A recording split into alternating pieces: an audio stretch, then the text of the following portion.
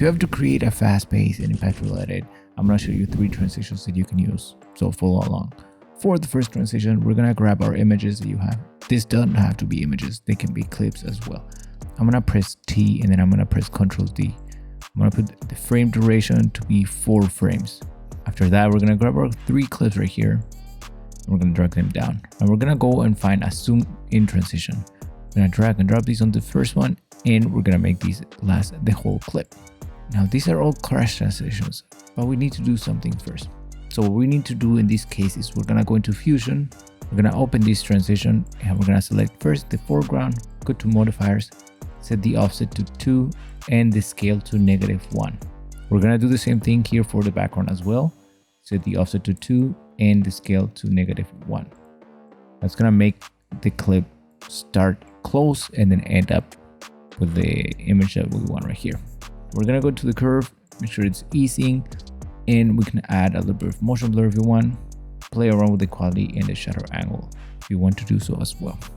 Right, and that's the transition basically. We're gonna copy these and add these to all the clips, and on the last one we can just make this a little bit longer if we want to make it last. We can press play and we have this super fast zoom out transition. If you want to save these as a preset, all you have to do is right click, create transition preset, and then you'll find these in the users section right here on your video transitions tab here.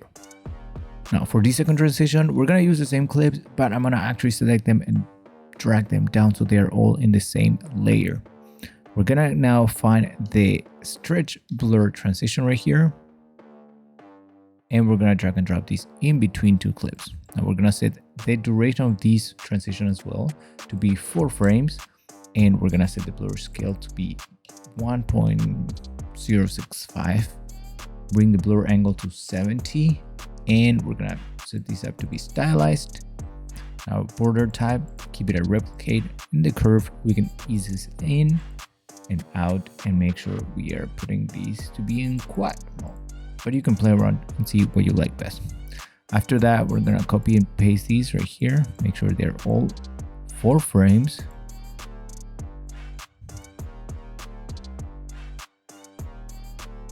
And now if we take a look, we have this really like blur shake transition that it's really fast paced and impactful.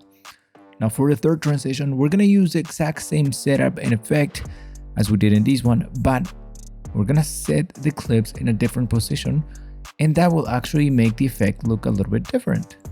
So we're gonna copy all of these, and now we're gonna actually set these up to be there, just so that we can move things around. We can get rid of all these transitions right here, and we're gonna select all of these, and I'm gonna press T, then Ctrl D, and set all of them to be 10 frames long. Now I'm gonna grab that first clip, and I'm gonna go 4 frames forward, and I'm gonna bring that second one in right here.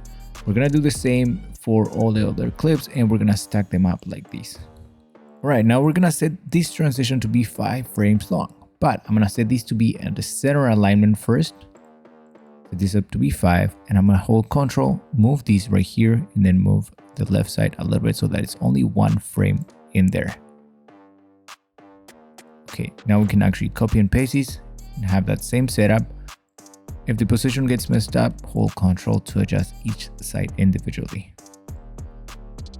And that is how we set up that second effect. Now, what's the main difference between these 2 setups? If you take a look at the first one, you can see that we see that first base image getting blurred as well first, and then we have the other one coming in and jumping into screen. In this case, that first image does not get blurred at all, so it looks like the other one is just coming on top of it and appearing like that. Both of them work. You can choose whichever you like best and whichever works best for your project. Now, just remember that if you want to save these same settings to use them again in the future, just right click and now create a transition preset. Now make sure to add some cool sound effects to these, and make sure that you are matching the music that you're using so that the effect actually looks even better. Now if you want to level up your DaVinci Resolve workflow, make sure to go to SUALVI.com and download all the tools that I've developed to make your editing workflow a lot more efficient and more enjoyable. That's it. Bye.